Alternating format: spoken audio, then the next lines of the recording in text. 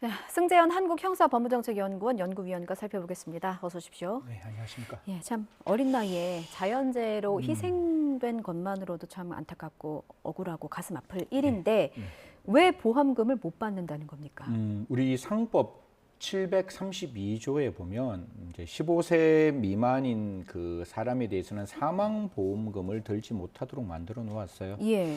지금 아마 유명을 달리하신 그 학생이 14세, 만 14세이기 때문에 지금 아마 보험에 가입될 수, 사망보험에 가입될 수 없는 나이이기 때문에 예. 이게 뭐 민영보험이 됐건 아니면 시에서 만들어 놓은 뭐 안전보험이 됐건 그 대상이 되지 않았기 때문에 지금 받을 수 없는 상황인 겁니다. 그 말씀을 들어보면 그러니까 15세 미만은 가입조차도 안 된다는 말씀이신 거예요? 그렇죠. 이게 뭐 앵커께 조금 약간 좀 다른 질문을 좀 드려보면 예. 만약에 아이가 초등학생인데 아이를 위해서 사망보험을 드는 부모님이 많겠어요? 근데 잘 생각을 못한 일이기는 그렇겠죠. 하죠. 상상하고 싶지도 않고요. 그러니까 당연히 초등학생이나 중학생 정도 되면 앞으로 살아갈 날이 그냥 살아갈 날이 훨씬 더 많은데 그 순간에 사망보험을 부모님이 굳이 들게 한다? 민영보험으로? 예. 그것도 이게 타인보험이거든요. 자기가 직접 사인할 수 없는 게 15세 미만이면 그 우리 법원에서도 그렇게 이야기하는데 아직까지 정신 연령이 완전하지 않기 때문에 그런 경우에 직접 그 사망보험에 사인하는 것도 좀 불편하지만 부모가 대신해서 대납권을 하는 것은 또 악용하는 사건, 특히 저희 같이 아동학대 사건 진짜 많이 보잖아요. 예. 그러니까 우리가 보는 정말 선량한 부모님이 대다수겠지만 또 한편으로 아이를 이용해서 이런 어떤 그 보험을 들어서 그 보험금을 편취하는 경우도 있기 때문에 국가에서는 이게 옛날엔 18세였어요. 제일 처음에 만들 때는 예. 18세였는데 그게 조금 고쳐서 지금 15세로 좀 낮추어졌지만 여전히 그 어린이에 대한 사망보험의 악용이 많아서 금융감독위원회에서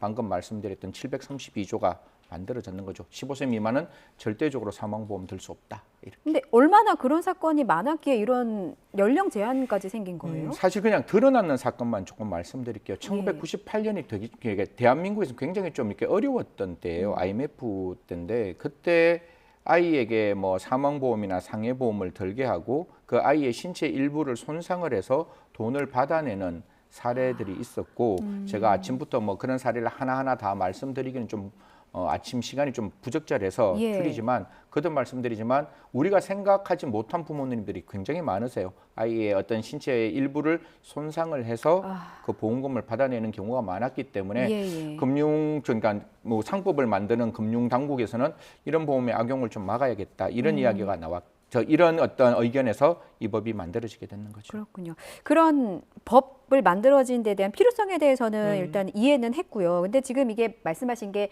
민영보험의 경우도 15세 미만은 사망보험에 대해서 이제 가입을 할 수가 없고 네. 지금 또 이번 포항의 경우는 시민안전보험이라는 게 있는데 네. 이게 자연재해잖아요. 그렇죠. 그리고 이게 민영보험은 아닌 거잖아요. 그래서 이게 뭔가 정책적인 성격을 띠고 있는 공적인 보험도 민영보험과 똑같이 상법을 같은 잣대로 적용하는 게 맞는가라는 좀 의구심이 들거든요. 저는 100% 공감하는 부분이고 사실 세월호 참사 때에도 세월호 그 사고 때에도 아이들의 유명을 달리한 그 아이들이 다 흔히 말해서 보험에 들지 못한 경우가 많았기 때문에 이 부분에 대한 어떤 개선 방안들이 많이 만들어졌습니다. 방금 말씀 주셨다시피 예. 어떤 법이 만들어졌을 때는 그 법의 취지가 가장 중요한 거겠죠. 이 법의 취지가 거듭 말씀드리지만 부모가 아이 신체 부분을 어떤 손상을 해서 보험금을 타내는 악용하는 그런 사례를 막기 위해서 이 예. 법이 만들어졌다면 말씀 주신 대로 시가 어떤 긴급한 어떤 재해에 대비하기 위해서 시민 전체에 대해서 보험을 든다든가 수학여행을 갈 때 혹시나 대비해서 어떤 단체 보험을 든다든가 이런 경우에 있어서는 예. 사실 732조 단서가 있습니다. 그 단서에 보면 뭐 약간 그 단체 보험의 예외 규정을 적용해 놓은 부분도 있는데 그런 부분들을 조금 우리가 고민해서 악용되지 않고 또 그 아이들의 어떤 위험한 상태에서 보상받을 수 있는 두 가지를 다 예. 함께 생각할 수 있도록 개정안이 좀 만들어져야 할 필요가 있다. 이런 말씀 드리겠습니다. 예. 지금 포항에서 자연재해로 숨진 청소년의 사망보험금에 관련해서 좀 이 얘기를 나누고 있습니다. 어쨌든 지금 조항이 만들어진 지 30년이 지났고요. 이제 개정이 좀 필요하지 않냐. 지금 현실과는 조금 동떨어진 느낌이 있다라는 지적이 좀 있습니다. 어떤 보완책이 구체적으로 좀 아까 와야 제가 될까요? 말씀드렸다시피 우리가 뭐 법이 만들어질 때 인간이 부족하고 인간이 부족한 인간이 만들어 놓은 법이기 때문에 그 예. 분명히 공백이 있을 수가 있어요. 그러면 법이 만들어졌을 때 그 법에 문제점이 있을 때 무조건 그 법을 폐지하자. 이게 제가 봤을 때 가장 하수인 것이고 예. 법에 문제가 있으면 그 문제에 공백이 있으면 보완해야 되는 것이고 법의 적용 상태가 잘못되었으면 개선해야 되는 것인데 예. 아까 제가 말씀드렸다시피 그 법 자체의 15세를 완전히 없애면 결국 악용할 수 있는 경우가 있기 때문에 그렇죠. 그 법은 유지를 하되 단수 조항에 이게 단체 보험이라든가 시에서 어떤 시민 안전을 위해서 들어갔다면 어떤 악용할 소지가 좀 이렇게 굉장히 줄어들 수밖에 없는 부분인 거잖아요. 지금 같이 자연재해는 저희가 예측할 수도 없고 그러니까요. 누구나 다 피해자가 될 수 있는 예. 거니까. 그런 부분에 대해서는 좀 이렇게 15세 미만이라도 적용될 수 있는 범위를 열어두는 게 예. 더 낫지 않느냐. 그래서 이런 어떤 억울한 상태가 만들어지지 않는 좀 이렇게 현명하고 적절한 케이스 바이 케이스에 적응할 수 있는 법이 조금 지금 법이 개선되어서 만들어져야 한다 이런 말씀드리겠습니다. 예. 자, 이어서 다음 소식도 좀 알아보겠습니다. 연휴에 참 안타까운 소식이 전해졌는데 무주에서 일가족이 참변을 당했습니다. 예. 설명을 좀 해주세요. 오늘 아침에 굉장히 무거운 사건만 계속 하게 되는데요. 예. 사실 그 어머니 생신이어가지고 가족들이 일가족이 다 이제 어머니 있는 무주집에 놀러를 갔습니다. 사실 거기 가서 이제 큰 딸도 있고 이제 작은 딸도 있고 사위들도 있고 이제 손녀도 있었는데 저녁에 이제 생일 파티를 하고 난 다음에 자는 와중에 보일러가 조금 잘못되었고 예. 그 안에서 이제 일산화탄소가 나오게 되어서 5명은 사망하게 되고 지금 1명은 지금 정신이 아직까지는 그러니까 정신이 아직 돌아오지 않는 상태였는데요. 예. 상태라고 지금 보도가 나오는데 빨리 그 한 분이 어서 쾌차하셔가지고 좀 이렇게 우리 그 가족품으로 좀 돌아왔으면 좋겠다는 말씀드리겠습니다. 예, 그 동네 어르신들의 말씀을 좀 들어보면 평소에 이제 어르신께서 전기장판만 켜시다가 근데 사실 산간 지역이 굉장히 춥잖아요. 아침 저녁으로. 오랜만에 자식들이 내 생일 축하한다고 왔는데 따뜻하게 재우고 싶은 그 마음 하나로 보일러를 이제 가동을 하신 거였거든요. 이제 합동 감식이 이루어진 결과를 보니까 일산화탄소 중독이 원인으로 보여진다 이런 발표가 나왔습니다.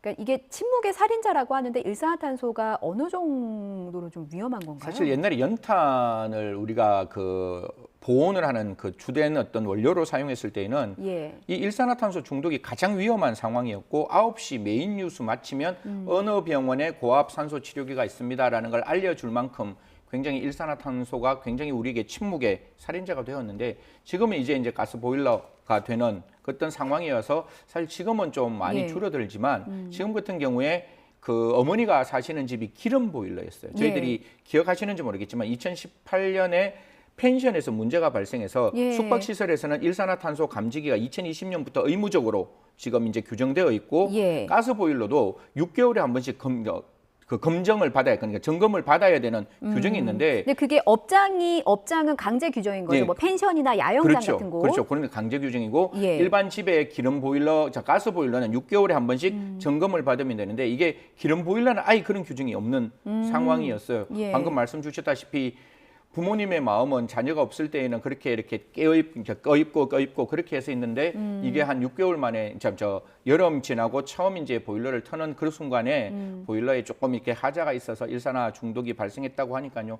이런 부분도 좀 주의하셔야 될 거다 이런 말씀 드릴게요. 업장에는 그런 의무 규정들이 있는데 개인이 갖고 있는 그러니까 개인 소유의 주택에서는 주기적으로 뭐 얼마 만에 한 번씩 점검을 받아야 된다. 뭐 이런 의무 규정은 없는 그러니까 건가요? 가스 보일러 같은 경우는 6개월에 한 번씩 점검을 받아야 되고 개인이라도 받아야 되는데 뭐 그거 안 한다고 해서 뭐 과태료 처분밖에 이게 범죄는 아니잖아요. 그냥 권고 사항인 그렇죠. 겁니까? 권고 사항이고 안 받았을 때는 그냥 과태료만 받게 되는데 예. 기름 보일러 같은 경우는 이런 경우가 없거든요. 그래서 특히 무주군에 어르신들이 많대요. 그렇기 예. 때문에 꼭 지금 시군구에서는 자치구에서는 뭘 해야 되는가 하면 그런 1인 가구에 가스 그 경보기를 반드시 달아 주셔야 한다. 그 경보기가 비싸지도 않더라고요. 그러니까요. 그러니까 예. 시군구에서 당연히 이거는 예산을 확보해서 하셔야 된다. 사람의 목숨보다 더 중요한 가치와 그보다 더 높은 이념은 없기 때문에 당연히 그걸 하셔야 되고 뿐만 아니라 가동하기 전에 반드시 한 번 정도 어떤 테스트를 하는 게 반드시 필요한 거 아닌가. 그래서 지금 갑자기 추워지셨으니까요. 특히 가스 보일러 말고 기름 보일러도 예. 이런 위험한 상황이 불완전 연소가 되면 이런 경우가 있을 수 있으니